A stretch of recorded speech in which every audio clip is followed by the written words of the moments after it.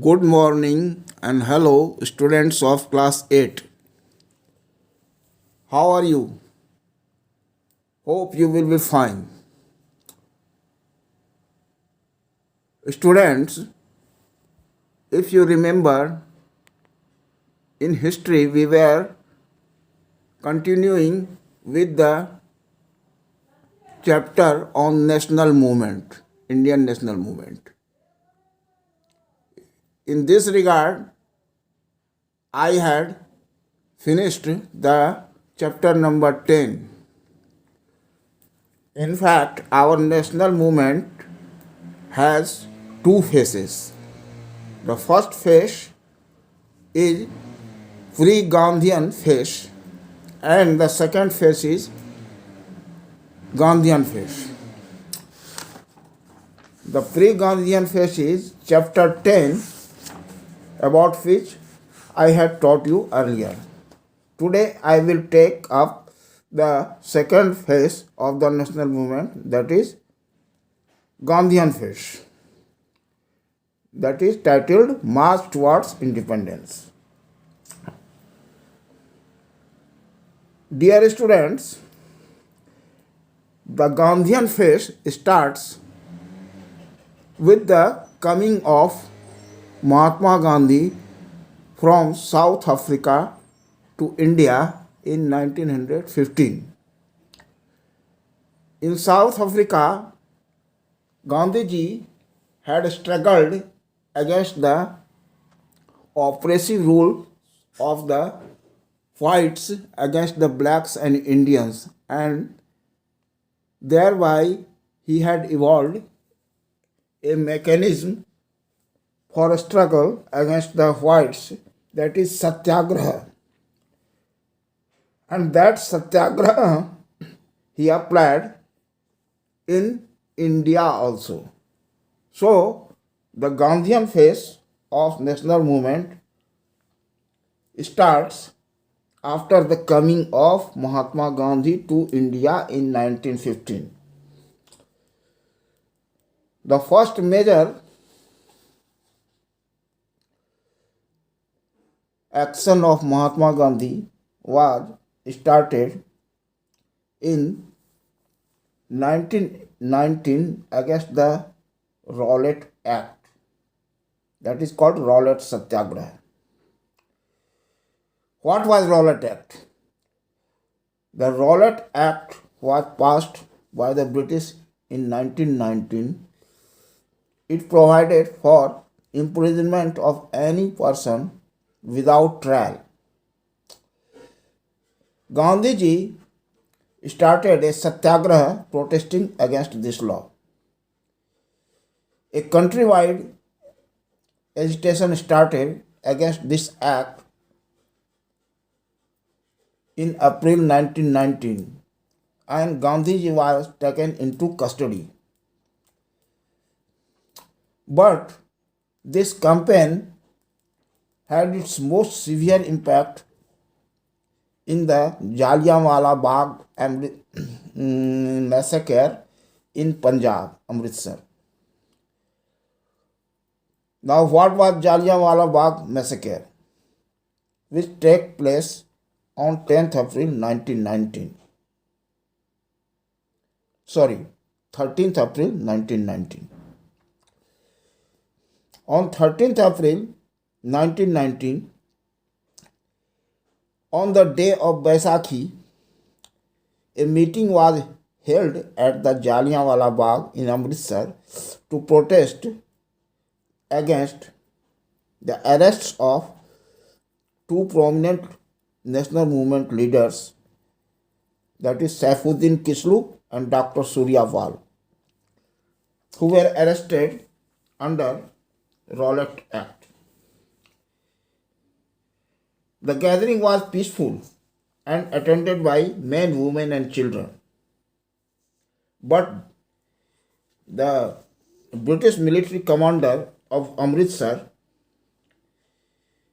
named General Dwyer, blocked the narrow exit of the park and ordered his men to open fire.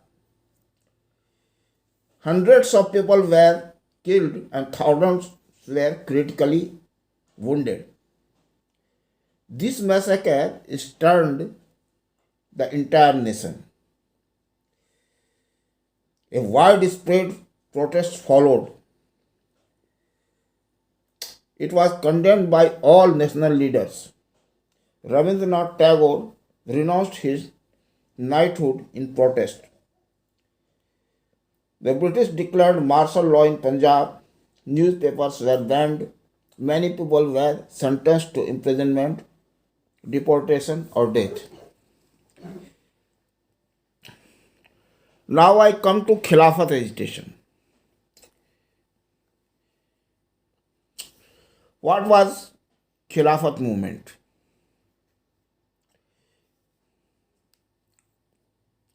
In the First World War, Turkey had fought on the side of Germany, who lost the war. The Allied powers, that is England, France, and USA, imposed a severe treaty on Turkey. But the Muslims in India regarded the Khalifa, the ruler of Turkey, as their religious head. So the Muslims wanted the Khalifa to retain control over Muslim sacred places in erstwhile Ottoman Empire, that is the Empire of Khalifa. Gandhiji saw in this Khilafat agitation a brilliant opportunity to unite the Hindus and Muslims and to form a common platform against the British. So the Khilafat committee was formed under the leadership of Ali brothers. On 31st August 1920, the Khilafat committee started a non-cooperation movement.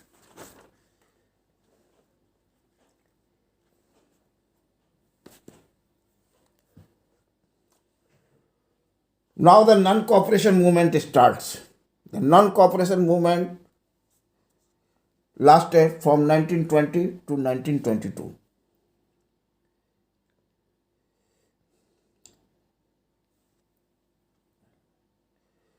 The Khilafat movement, starting in 1920 under Gandhiji's leadership, marked the opening of the phase of mass movement in India's freedom struggle. The background to the movement was provided by the impact of World War I, the Rowlatt Act, Jallianwala Bagh massacre, and the Montague-Chelmsford reforms.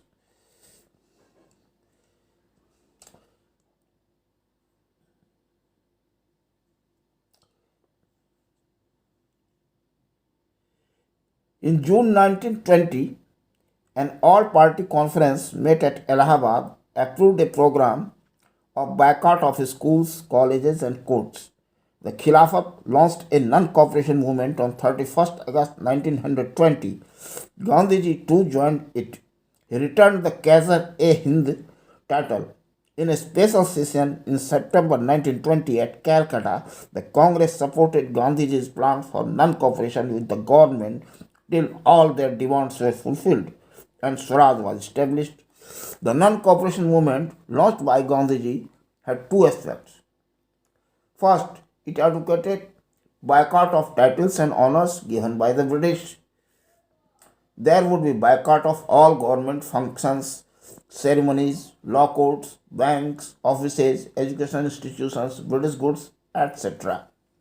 Second, Gandhiji launched a constructive program. For attaining self-reliance, he advocated the use of khadi. The charkha became a Swadeshi symbol.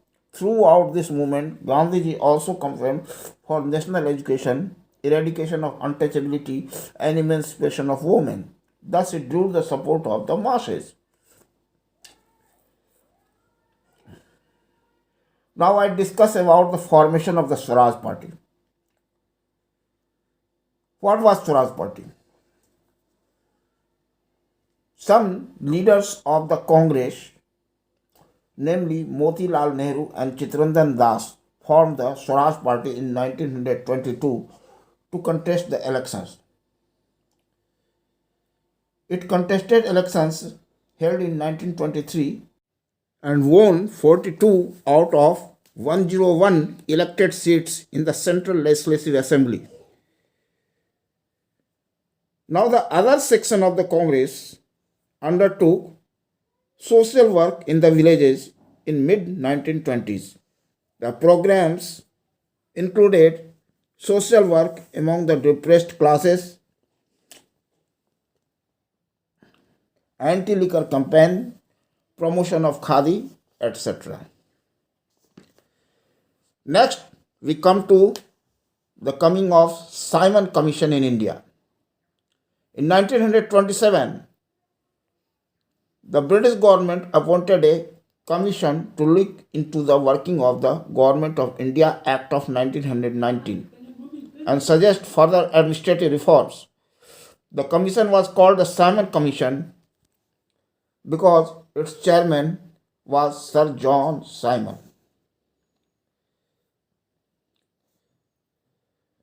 The Indians very strongly protested against the coming of this commission because, firstly, all the members of the commission were British, and secondly, because the government refused to accept the demands for self government.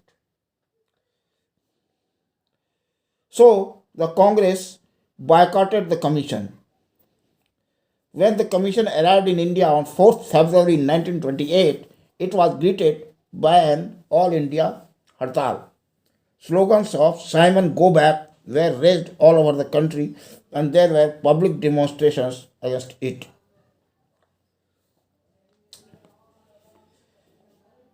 Now I come to the Lahore session of the Indian National Congress in December 1929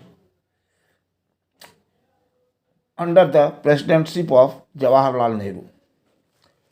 The main features of the session were as follows. First, it passed a resolution demanding Purna Swaraj or complete independence for India. Second, boycott of central and provincial legislatures. Third, boycott of all future elections. Fourth, launch of the civil disobedience movement. On 31st December 1929, at midnight, Jawaharlal Nehru hoisted the Indian tricolour flag on the banks of the river Ravi in Lahore. The Congress declared 26th January 1930 to be the Purna Swaraj Divas for complete Independence Day. With this, I finish this class. The next class will be started with the portion Civil Disobedience Movement. Thank you.